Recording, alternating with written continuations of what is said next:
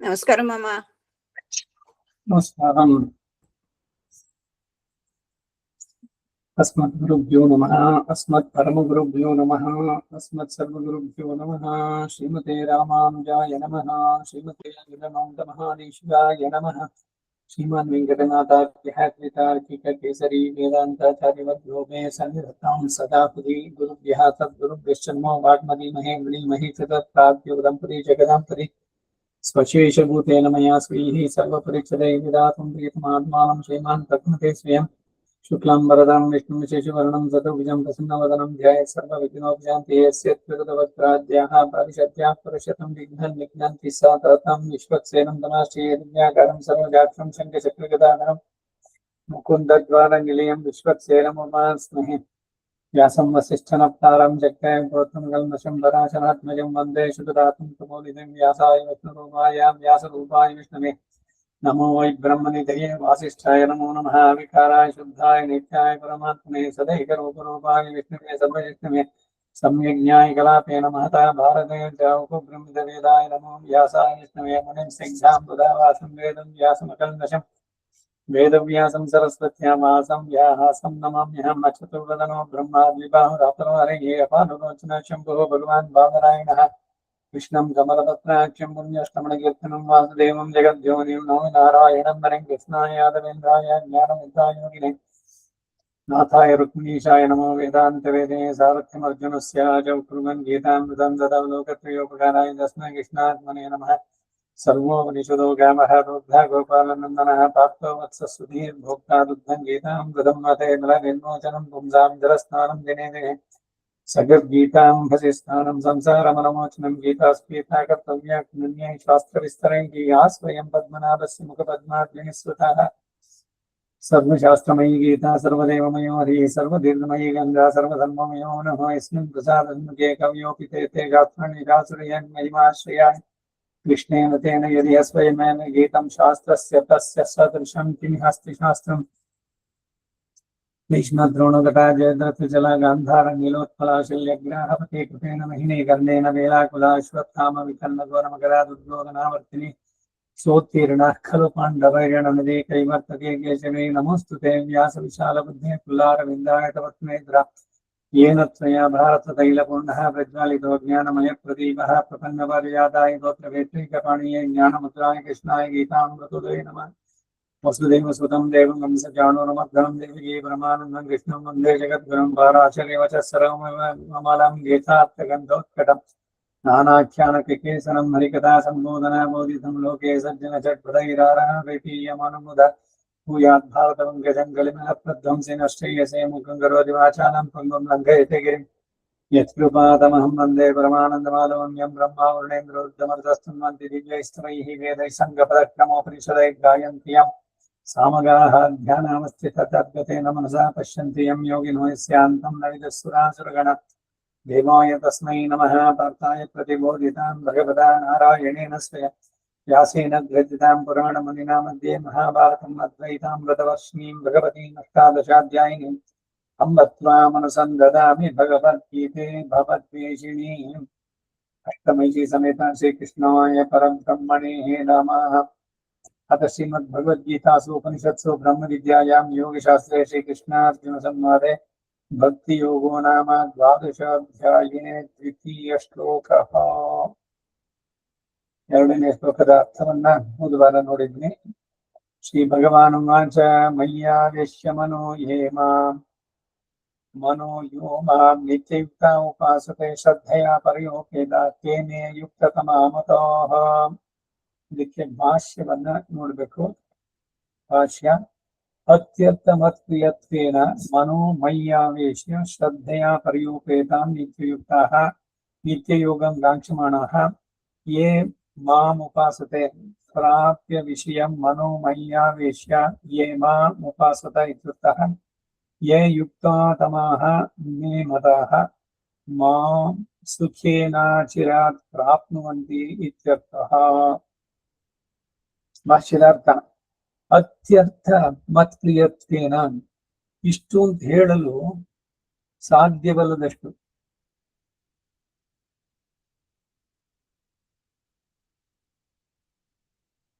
ಇಷ್ಟು ಅಂತ ಹೇಳಲು ಸಾಧ್ಯವಲ್ಲದಷ್ಟು ನನ್ನ ವಿಷಯದಲ್ಲಿ ಪ್ರೀತಿ ಉಳ್ಳೋಣದ್ದರಿಂದ ಮನಸ್ಸನ್ನು ಮೈಯಾವೇಶ ನನ್ನಲ್ಲಿ ಬಿಟ್ಟು ಪರಯಾ ಶ್ರದ್ಧೆಯ ಸರ್ವೋತ್ಕೃಷ್ಟ ಶ್ರದ್ಧೆಯಿಂದ ಉಪೇತಃ ಕೂಡಿದವರಾಗಿ ನಿತ್ಯಯುಕ್ತ ಅಂದರೆ ನಿತ್ಯ ಯೋಗಂ ಕಾಂಕ್ಷಿ ಮಾಡಃ ನನ್ನೊಂದಿಗೆ ನಿತ್ಯ ಯೋಗವನ್ನು ಹೊಂದಬೇಕು ಎಂಬ ಅಪೇಕ್ಷೆ ಉಳ್ಳವರಾಗಿ, ಅಂದರೆ ಪ್ರಾಪ್ಯವನ್ನು ಕ್ಷಿಪ್ರದಲ್ಲೇ ಹೊಂದಬೇಕು ಎಂಬ ತ್ವರೆ, ಅದು ಅತಿಶಯ ಉಳ್ಳವರಾಗಿ ಉಪಾಸದೆ ಯಾರು ನನ್ನನ್ನು ಅಂದರೆ ದಿವ್ಯಮಂಗಳ ವ್ಯಕ್ತಿಯುಕ್ತನಾದ ನನ್ನನ್ನು ಉಪಾಸನೆ ಮಾಡ್ತಾರೋ ಇದರ ತಾತ್ಪರ್ಯ ಏನು ಅನ್ನೋದನ್ನು ವ್ಯಕ್ತಪಡಿಸ್ತಾರೆ.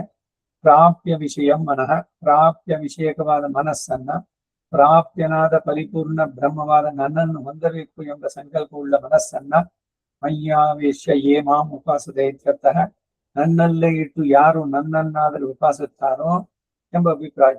ಅಂತವರು ಯುಕ್ತಾತಮಾಹ ಮೇ ಮತಾಹ ಯುಕ್ತತಮರಾಗಿ ತನಗೆ ಪ್ರಿಯರಾದವರು ಅಂದ್ರೆ ಸುಖೇನ ಚಿರಾತ್ ಪ್ರಾಪ್ನುವಂತಿ ಇತ್ಯರ್ಥಃ ನನ್ನನ್ನು ಸುಲಭವಾಗಿ ಶೀಘ್ರದಲ್ಲಿ ಅಂದ್ರೆ ಉಪಾಯ ಅನುಷ್ಠಾನವು ಸುಖರವಾಗಿ ಬೇರೆ ಜನ್ಮಗಳಿಲ್ಲದೆ ದೇಹಾವಸಾನವಾದ ಒಡನೆಯೇ ಹೊಂದುತ್ತಾರೆ ಎಂಬ ತಾತ್ಪರ್ಯ.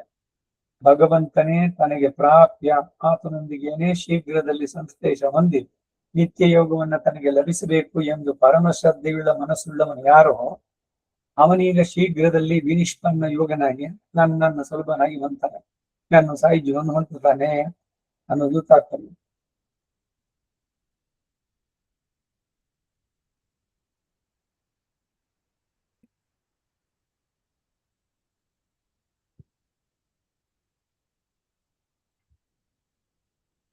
ಇಂತಹ ಜ್ಞಾನಿಯಾದ ಭಕ್ತಿ ಯೋಗನಿಷ್ಠನಿಗೆ ತಾನೇ ಪ್ರಾಪ್ಯ ಎಂದು ತಿಳಿಸುವುದಕ್ಕಾಗಿ ಪ್ರಾಪ್ಯ ವಿಷಯ ಮನಃ ಎಂದು ವ್ಯಾಖ್ಯಾನ ಮಾಡಿದ್ದಾರೆ. ಆದ್ದರಿಂದ ಇನ್ನೊಂದು ವಿಧ ಉಪಾಸಕರಿಗೆ ಉಪಾಸನ ಕಾಲದಲ್ಲಿ ತಾನು ಪ್ರಾಪ್ಯ ವಿಷಯ ಅಲ್ಲ ಎಂಬುದು ಸೂಚಿತ. ಅವರಿಗೆ ಪ್ರಾಪ್ಯವು ತತ್ಕ್ರತು ನ್ಯಾಯದ ಪ್ರಕಾರ ಪರಿಶುದ್ಧ ಪ್ರತ್ಯೇಗಾತ್ಮ, ಇದಾದ ನಂತರ ಪುನರಾವೃತ್ತಿ ಇಲ್ಲದಂತ ತನ್ನ ಪ್ರಾಪ್ತಿಯನ್ನು ತಿಳಿತಕ್ಕದ್ದು. ಈ ಕೈವಲ್ಯ ಮತ್ತು ಮೋಕ್ಷಾಪೇಶಿ ಇದು ಹಿಂದೆನೂ ಕೂಡ ಅನೇಕ ಸಾರಿ ಬಂದಿದ್ದು. ಒಂದು ತಮ್ಮ ಆತ್ಮದನ್ನ ನೋಡ್ಕೊಳ್ಬೇಕು ಕೇವಲಿಗಳು ಅಂತ, ಅವ್ರಿನ್ ಸ್ವಲ್ಪ ಕೆಳಮಟ್ಟದಲ್ಲಿ ಇದ್ದವರು, ಇವನನ್ನು ಪಡೆದವರು ಪೂರ್ಣವಾಗಿ ಅವನನ್ನೇ ಪಡೆಯಬೇಕು ಅಂತ ಇರುವಂತ. ಹೀಗೆ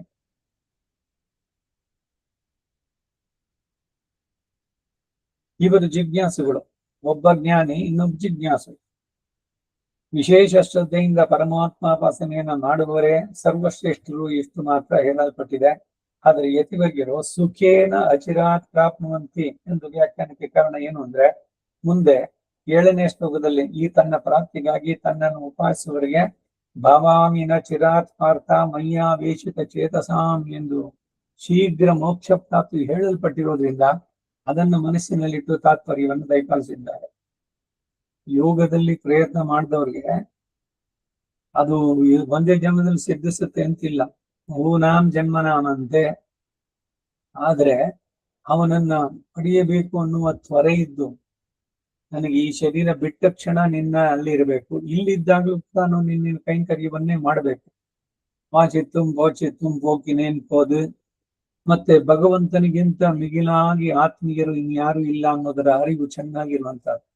ಈಗ ಹೇಳಿದ ತಕ್ಷಣ ಈ ದೈಹಿಕ ಸಂಬಂಧಿಗಳನ್ನ ದೂರ ಮಾಡಿ ಅಥವಾ ಅವರನ್ನ ಮಾತಾಡಿಸ್ಬೇಡಿ ಅಂತ ಹೇಳ್ತಾ ಇಲ್ಲ. ಇವರು ಎಲ್ಲರದ್ದು ಕೂಡ ಅಷ್ಟೇ, ಎಲ್ಲ ಕರ್ಮದಿಂದ ಬಂದಂತಹ ಸಂಬಂಧಗಳು ಎಲ್ಲ ಹೋಗುವಂತದ್ದು. ಆದ್ರೆ ಅವನೊಡನೆ ಸಂಬಂಧ ಬೆಳೆಸ್ಕೊಂಡ್ರೆ, ಅದು ಹಿಂದೆ ಇರ್ಲಿಲ್ವೋ ಇತ್ತು, ಅದರ ಅರಿವಿರ್ಲಿಲ್ಲ, ಇವಾಗ ಅದಿದೆ, ಅದಕ್ಕಾಗಿ ನಿನ್ನನ್ನೇ ಅಂತ ಹೇಳಿ ಆ ಅರ್ಥ ಅವಸ್ಥೆ ಬೇಕು, ನಿನ್ನನ್ನು ಪಡೆಯಲೇಬೇಕು ಅನ್ನುವಂತ ತೀವ್ರವಾದ ಬಯಕೆ. ಅದು ಮಾಂಸುಕೇನು ಅಂತ ಹೇಳಿರುವುದು ಹಿಂದೆ ಗೀತೆಯ 8 ಅಧ್ಯಾಯದ 14ನೇ ಶ್ಲೋಕದಲ್ಲಿ ತಸ್ಯ ಅಹಂ ಸುಲಭ ಪಾರ್ಥ ನಿತ್ಯಯುಕ್ತಸ್ಯ ಯೋಗಿನಃ ಅಂತ ಹೇಳಿರೋದನ್ನ ಜ್ಞಾಪಕ ಕೊಡುವುದಕ್ಕಾಗಿ ಪ್ರಯೋಗ ಎಂದು ಭಾವಿಸ್ತಕ್ಕದ್ದು.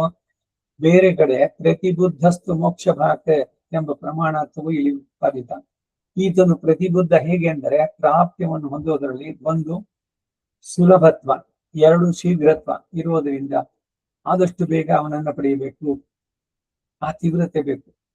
ಈಗ ಆಚಾರ್ಯನ ಕೃಪೆ ಉಂಟಾಗಬೇಕು ಅಂತಂದ್ರೆ ಅವ್ರು ಎಲ್ಲಿ ಪ್ರವಾಸದಲ್ಲಿ ಮಡ್ರಾಸೋ ಕೇರಳನೋ ಇನ್ನೆಲ್ಲಿದ್ರು ಅಲ್ಲಿಗೇನು ಹೋಗ್ಬಿಡು, ಅಯ್ಯೋ ದಿವಸ ನಿಧಾನ ಮಾಡಬಾರ್ದು, ಇನ್ನೊಂದು ದಿವಸ ಇದು ಮಾಡಿದ್ರೆ ನನ್ಗೆ ಸಿಗುತ್ತೋ ಇಲ್ವೋ ಆ ಆಪರ್ಚುನಿಟಿ ಅಂತ ಹೇಳಿ ಆ ತೀವ್ರತೆ ಇರಬೇಕು.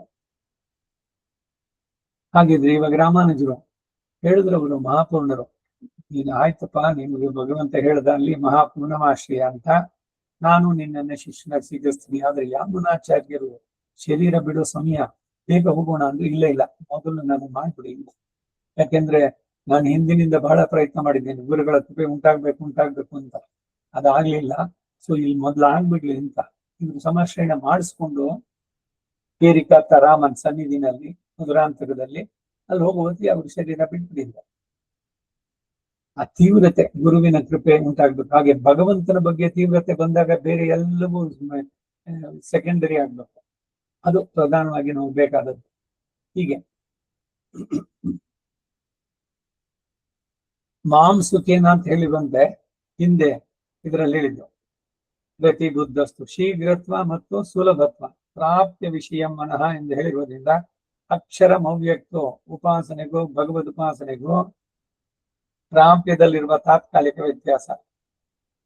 ತತ್ಕೃತು ನಾಯದಿಂದ ಹೇಳಲ್ಪಟ್ಟಿದ್ದು, ಜ್ಞಾನಿಗೆ ಪ್ರಾಪ್ಯವು ವಿಶ್ವಶರೀಕ ಭಗವಂತನ ಉಪಾಸನೆಯಿಂದ ಅವನೇ ಪಡೆಯಬೇಕಾದದ್ದು.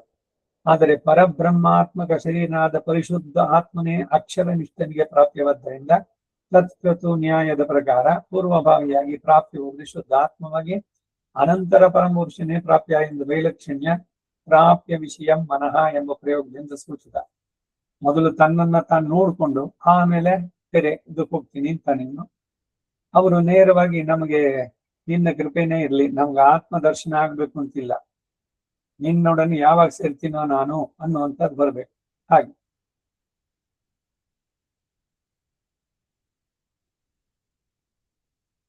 ಪ್ರಾಪ್ಯಂ ವಿಷಯಂ ಮನಃ ಅನ್ನೋದ್ರಿಂದ ಇದು ಈ ಶ್ಲೋಕದಲ್ಲಿ ನಿತ್ಯಯುಕ್ತ ಎಂಬುದಕ್ಕೆ ನಿತ್ಯ ಯೋಗಂ ಕಾಂಕ್ಷಮಾಣ ಅಂತ ಭಾಷಾ. ಹಿಂದೆ ಈ ಶ್ಲೋಕದ ಅಭಿಪ್ರಾಯವನ್ನೇ ಹೊಂದಿರುವ 8ನೇ ಅಧ್ಯಾಯದ 14ನೇ ಶ್ಲೋಕದಲ್ಲಿ ನಿತ್ಯಯುಕ್ತಸ್ಯ ಎಂಬಲ್ಲಿಯೂ ನಿತ್ಯ ಯೋಗಂ ಕಾಂಕ್ಷಮಾಣಸ್ಯ ಎಂದೇ ಭಾಷೆ ಇದೆ. ಅದನ್ನ ನೀವು ನೋಡ್ಬೋದು ಅಂತ. ಈ ಶ್ಲೋಕದಲ್ಲಿ ದಹರಾದಿ ಬ್ರಹ್ಮವಿದ್ಯೆಗಳಿಗೂ ಪಂಚಾಜ್ಞಾದಿ ಬ್ರಹ್ಮವಿದ್ಯೆಗಳಿಗೂ ಇರುವ ವೈಲಕ್ಷಣ್ಯ ಪ್ರದರ್ಶಿಸಲ್ಪಟ್ಟಿತು ಎಂಬುದು ಮುಖ್ಯ ತಾತ್ಪರ್ಯ. 32 ವಿದ್ಯೆಗಳು ಬೇರೆ ಬೇರೆ ಮಾರ್ಗಗಳು. ಇಲ್ಲ ಬಹಳ ಹಿಂದೆ ಹೇಳಿದ್ನಲ್ಲ, ಇಲ್ಲಿಂದ ಮೆಜೆಸ್ಟಿಕ್ ಹೋಗ್ಬೇಕು, ನೀವ್ ಹೆಂಗ್ ಹೋಗ್ತಿರೋ ಆಗ್ಡಿ ರೋಡ್, ಇದು ರಿಂಗ್ ರೋಡ್ ನಲ್ಲಿ ಸುತ್ಕೊಂಡು ನಿಧಾನಕ್ಕೆ ಹೋಗ್ತೀನಿ ಅಂದ್ರೆ ಅದು ಆಗ್ಬೋದು. ಅಂತೂ ಡೆಸ್ಟಿನೇಷನ್ ಆ ರೀತಿಯಲ್ಲಿ ಭಗವತ್ ಪ್ರಾಪ್ತಿಗೆ ಇದೆರಡು, ಇಬ್ಬರಿಗೆ ಅಧಿಕಾರ. ಮೊದಲಿಬ್ರು ಇದು ಅರ್ಥಾರ್ಥಿ ಅವ್ರಿಗೆ ದುಡ್ಡು ಇದು ಬೇಕು ಅಷ್ಟೇ, ಪ್ರದೇಶಕ್ಕೆ ಹೋಗ್ಬೇಕು. ಅವ್ರಿಗೆ ಬ್ರಹ್ಮ ಪದವಿ ಅಥವಾ ಮೋಕ್ಷ ಬೇಕು, ಇಲ್ಲ ಆತ್ಮದರ್ಶನ ಬೇಕು ಅಂತಿಲ್ಲ ಅವರಿಗೆ.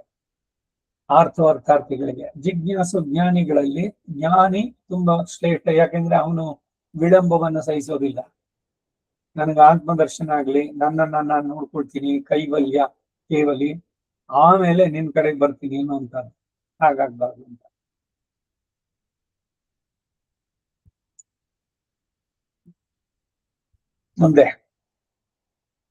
ಮುಂದಿನ ಶ್ಲೋಕ 3ನೇ ಶ್ಲೋಕ. ಯೇ ತ್ವಕ್ಷರಮನಿರ್ದೇಶ್ಯಂ ಅವ್ಯಕ್ತಂ ಪರ್ಯುಪಾಸತೆ ಸರ್ವತ್ರ ಗಮಚಿಂತ್ಯಂ ಚ ಕೂಟಸ್ಥಮಚಲಂ ಧ್ರುವಂ ಸನ್ನಿಯಮ್ಯೇಂದ್ರಿಯಗ್ರಾಮಂ ಸರ್ವತ್ರ ಸಮಬುದ್ಧಯಃ ಯೇ ಪ್ರಾಪ್ನುವಂತಿ ಮಾಮೇವ ಸರ್ವಭೂತಹಿತೇ ರತಾಃ ಕ್ಲೇಶೋಧಿಗತರಸ್ತೇಷಾಂ ಅವ್ಯಕ್ತಾಸಕ್ತಚೇತಸಾಂ ಅವ್ಯಕ್ತಾ ಹಿ ಗತಿರ್ದುಃಖಂ ದೇಹವದ್ಭಿರವಾಪ್ಯತಿ. 3, 4, 5 3 ಶ್ಲೋಕಗಳನ್ನ ಒಟ್ಟಿಗೆ ಸೇರಿಸಿ ಅದರ ಅರ್ಥವನ್ನು ಹೇಳ್ತಾ ಇದ್ದಾರೆ. ಮುಂದಿನ 3 ಶ್ಲೋಕದಲ್ಲಿರುವ ಜಿಜ್ಞಾಸುವಿನ ಉಪಾಸನೆಗೆ ದೇಹ ವಿಯೋಗದಲ್ಲಿ ಮೊದಲು ಪ್ರತ್ಯಗಾತ್ಮ ಸ್ವರೂಪ ಪ್ರಾಪ್ತಿಯೋ ತದನಂತರ ಪರಮಪುರುಷ ಪ್ರಾಪ್ತಿ ಉಂಟು ಅಂತೇಳಿ, ಈ ಉಪಾಸಕರಿಗೆ ಕ್ಲೇಶ ಉಂಟು ಎಂದು ತತ್ಪ್ರಾಪ್ತಿಯ ದೇಹಿಗಳಿಗೆ ಕಷ್ಟತರ ಎಂದು ನಿರಾಕರಿಸಿ ಸಾಕ್ಷಾತ್ ಪರಬ್ರಹ್ಮ ಪ್ರಾಪ್ತಿಗಾಗಿಯೇ ಉಪಾಸನೆ ಮಾಡುವವರನ್ನ 6 ಮತ್ತು 7ನೇ ಶ್ಲೋಕಗಳಲ್ಲಿ ಶ್ಲಾಘಿಸ್ತಾರೆ.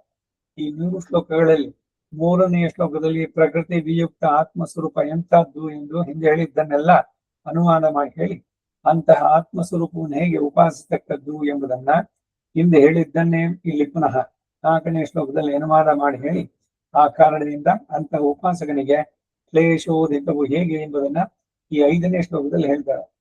ಮುಂದಿನ 3 ಶ್ಲೋಕಗಳು ಅಕ್ಷರನಿಷ್ಠನನ್ನ ಕುರಿತವುಗಳಾದ್ದರಿಂದ ಅದಕ್ಕೆ ಒಟ್ಟಿಗೆ ವ್ಯಾಖ್ಯಾನ.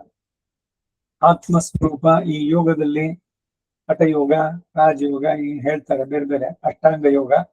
ಅದ್ರಲ್ಲಿ ಕಡೆಯದೇನು ಅಂದ್ರೆ ಸಮಾಧಿ ಸ್ಥಿತಿನಲ್ಲಿ ತನ್ನನ್ನು ತಾನು ನೋಡ್ಕೊಂಡು ಕೂತ್ಕೊಳ್ಳೋದಷ್ಟೇ. ಯೋಗಿಗಳು ದಾರಿ ತಪ್ಪೋದು ಅಂತಾರೆ ನಮ್ಮ ಆಳ್ವಾರ. குருகமிக உணர்வத்தொடு நோக்கி எல்லாம் விட்ட இருகல் இருப்பென்னும் ஞானிக்கும் அப்பயனில்லையே. சிறியதோர் பாசம் உண்டாம் பின்னும் வீடில்லை, ಮೋಕ್ಷ ಇಲ್ಲ. ಆತ್ಮದರ್ಶನಕ್ಕೆ ಅಂತ ಕೂತ್ಕೊಂಡು ಬಂದಿರೋದು ಮನುಷ್ಯ ಜನ್ಮ ಬಹಳ ದುರ್ಲಭವಾದದ್ದು. ಸಮಯ ಹೆಚ್ಚಿಗೆ ಇಲ್ಲ. ಆದಷ್ಟು ಬೇಗ ಅವನನ್ನು ಪಡೆದು ಬಿಡಬೇಕು. ಇನ್ನು ಮತ್ತೆ ಜನ್ಮಗಳು ಬೇಡ. ಇವೆಲ್ಲ ಬೇಡ ಅಂತಂದ್ರೆ ತೀವ್ರವಾಗಿ ಭಗವಂತನನ್ನ ನೋಡಬೇಕು ಅನ್ನೋದು ಬೇಕೇ ಹೊರತು ನನ್ನನ್ನು ನಾನು ತಿಳ್ಕೊಳ್ತೀನಿ ಅನ್ನೋದ್ರದ್ದು ವ್ಯರ್ಥವಾಗತ್ತೆ. ಅದು ಕ್ಲೇಶ ಸಾಧ್ಯ, ಕಷ್ಟ ಜಾಸ್ತಿ ಅದರಲ್ಲಿ ಅಂತ. ಇಂದ್ರಿಯ ಗ್ರಾಮಂ, ಇಂದ್ರಿಯಗಳ ಸಮೂಹವನ್ನೆಲ್ಲ ಸಂನಿಯಮ್ಯ, ಐಹಿಕ ವಿಷಯೋಪಭೋಗಗಳ ಸಂಬಂಧದ ಲೇಷವೂ ಇಲ್ಲದ ಹಾಗೆ ಚೆನ್ನಾಗಿ ತಡೆದು ಇದು ಸಾಧ್ಯನೇನು? ಇಂದ್ರಿಯ ನಿಗ್ರಹ. ನಾನ್ ಅದಕ್ಕೆ ಅಂಜಿ ಐಂಬುಲನ್ಗಳು ಅಡಕ್ಕಿ ಹೇಳೋದಂತದ್ದು ಅದು ಸುಲಭ ಅಲ್ಲ. ಆಳ್ವಾರಗಳೇ ಹೇಳ್ತಾರೆ, ಒಂದು ಕ್ಷಣ ನಿನ್ನಲ್ಲಿ ಇದ್ರೆ ಮುಂದಿನ ಮರುಕ್ಷಣ ಎಲ್ಲ ಹೊರಟೋಗುತ್ತೆ ಮನಸ್ಸು.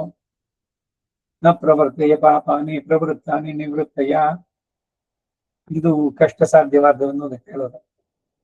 ಎಲ್ಲ ಪ್ರಾಣಿಗಳಲ್ಲಿರುವ ಆತ್ಮಗಳು ಸರ್ವತ್ರ ಸಮಬುದ್ಧಯ ಜ್ಞಾನ ಐಕಾಕಾರತೆಯ ಸಮರು ಎಂಬ ಬುದ್ಧಿ ಉಳ್ಳವರಾಗಿ. ಸಮಬುದ್ಧತೆ ಬರುತ್ತೇನೋ? ಶುನಿಚೈ ವಶ್ವಪಾಗೆ ಜ ಪಂಡಿತ ಸಮದರ್ಶಿನಃ. ಇದು ಆದ್ದರಿಂದ ಸರ್ವಭೂತ ಹಿತೈರತಃ, ತನಗೆ ಅನುಕೂಲಿಸಿದರೆ ಸರ್ವ ಪ್ರಾಣಿಗಳು ಹಿತ ಮಾಡಲು ಆಸಕ್ತಿ ಉಳ್ಳವರಾಗಿ.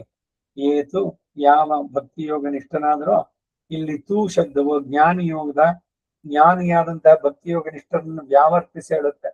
ಅಕ್ಷರಂ ಪ್ರಕೃತಿ ವಿಯುಕ್ತನಾದ ನಂತರ, ಅಂದ್ರೆ ಶರೀರ ಬಿಟ್ಟ ಮೇಲೆ, ಪ್ರಕೃತಿ ತ್ರಿಗುಣಾತ್ಮಕವಾದದ್ದು ಪ್ರಕೃತಿ, ಅದು ಬಿಟ್ಟ ನಂತರ ಶರಣ ಸ್ವಭಾವ ಇಲ್ಲದೆ ವಿಕಾರವಿಲ್ಲದ ಸ್ವರೂಪವುಳ್ಳ ಅನಿರ್ದೇಶಂ, ದೇಹದೊಂದಿಗೆ ನಿರ್ದೇಶಿಸಲು ಸಾಧ್ಯವೇ ವಿನಃ ದೇಹವಿಲ್ಲದ ಸ್ಥಿತಿಯಲ್ಲಿ ಅನುರೂಪವಾಗಿ ನಿರ್ದೇಶಿಸಲು ಸಾಧ್ಯ ಇಲ್ಲದಿರುವ ಅವ್ಯಕ್ತಂ, ಚಕ್ಷುರಾದಿ ಇಂದ್ರಿಯಗಳಿಗೆ ಗೋಚರನಲ್ಲದಿರುವ ಸರ್ವತ್ರಗಂ, ಪ್ರತಿಯೊಂದು ಪ್ರಾಣಿಯಲ್ಲೂ ಅಂದರೆ ದೇವ ಮನುಷ್ಯ ತಿರ್ಯಕ್ ಸ್ಥಾವರ ಭೇದಗಳಲ್ಲಿ ಹೀಗೆ ಎಲ್ಲ ದೇಹಗಳನ್ನು ಹೊಂದುವನಾಗಿ ಅಚಿಂತ್ಯಂ ಆಗಿದ್ದರೂ ಸ್ವರೂಪ ಎಂತಹದ್ದು ಎಂದು ಊಹಿಸಲು ತುಂಬಾ ಕಷ್ಟ ಸಾಧ್ಯವಾದ ಕೂಟಸ್ಥಂ, ದೇಹ ಸಂಬಂಧ ಇಲ್ಲದಿದ್ದರೆ ಏನೊಂದು ಕೆಲಸ ಮಾಡಲು ಸಾಧ್ಯವಿಲ್ಲದೆ ಸುಮ್ಮನಿರುವ, ಅಥವಾ ದೇವಾದಿ ಅನೇಕ ಶರೀರಗಳ ಸಂಬಂಧ ಇದ್ದರೂ ಅವುಗಳಿಂದ ಸಂಬಂಧಿಸಲ್ಪಡದೆ ತನ್ನ ಜ್ಞಾನ ಸ್ವರೂಪ ಒಂದೇ ವಿಧವಾಗಿರುವ, ಅಥವಾ ಸ್ವರೂಪ ವಿಕಾರವಿಲ್ಲದೆ ಜ್ಞಾನೈಕಾಕಾರತೆಯುಳ್ಳ ಶಾಶ್ವತವಾದ ಸ್ವರೂಪವನ್ನುಳ್ಳಂತಹ ಆಚಲಂ, ಆ ಕಾರಣದಿಂದಲೇ ವಿಕಾರ ಹೊಂದದೇ ಇರುವ, ಅಥವಾ ವಿಜಾತಿಯ ದೇಹ ಸಂಬಂಧಗಳಿದ್ರು ಅವುಗಳ ಸಂಬಂಧ ಯಾವುದೂ ಇಲ್ಲದೆ ಇರುವ, ಆ ಕಾರಣದಿಂದ ಅಚಲಂ ಪರಿಣಾಮಾದಗಳನ್ನು ಹೊಂದದ, ಆ ಕಾರಣದಿಂದಲೇ ಧ್ರುವಂ ಶಾಶ್ವತನಾಗಿ ನಿತ್ಯನಾಗಿರುವ ಇಂತಹ ಪರಿಶುದ್ಧ ಪ್ರತ್ಯೇಗಾತ್ಮ ಸ್ವರೂಪವನ್ನು ಉಪಾಸನೆ ಮಾಡ್ತಾರೋ ಅವರು ಕೂಡ ತತ್ಕ್ರತು ನ್ಯಾಯ ಪ್ರಕಾರ ಇವರಿಗೆ ಪರಿಶುದ್ಧ ಪ್ರತ್ಯೇಗಾತ್ಮನೇ ಪ್ರಾಪ್ಯವಾದರೂ ಕೂಡ ಮಾಮೇವ ಪ್ರಾಪ್ನುವಂತಿ, ಅವರಿಗೆ ಹಿಂದೆಯೇ 8ನೇ ಅಧ್ಯಾಯ 21ನೇ ಶ್ಲೋಕದಲ್ಲಿ ಪುನರಾವರ್ತಿ ಇಲ್ಲ ಅಂತ ಹೇಳಿರೋದ್ರಿಂದ ಅವರು ಕೂಡ ಕ್ರಮೇಣ ನನ್ನನ್ನೇ ಸೇರ್ತಾರೆ. ಈಗ ಆತ್ಮವನ್ನೇ ನೋಡಬೇಕು ಅಂತ ಆತ್ಮ ಸಾಕ್ಷಾತ್ಕಾರ, ಕೇವಲಿಗಳು ಕೇವಲ ಆತ್ಮ, ಅವ್ರಿಗೂ ಕೂಡ ಏನು ಮತ್ತೆ ಸಂಸಾರಕ್ಕೆ ಬರೋಲ್ಲ ಅವರು, ಆದರೆ ನಿಧಾನವಾಗಿ ಆಗುತ್ತೆ. ಆದರೆ ಭಗವಂತನನ್ನೇ ಪಡೆದು ನಿನ್ನನ್ನೇ ನಾ ಪಡಿಬೇಕು ಅಂತ ಯಾರು ತೀವ್ರವಾಗಿ ಪ್ರಾರ್ಥಿಸ್ತಾರೋ ಅಂತವರಿಗೆ ಶೀಘ್ರವಾದ ಫಲ ಸಿಗುತ್ತೆ.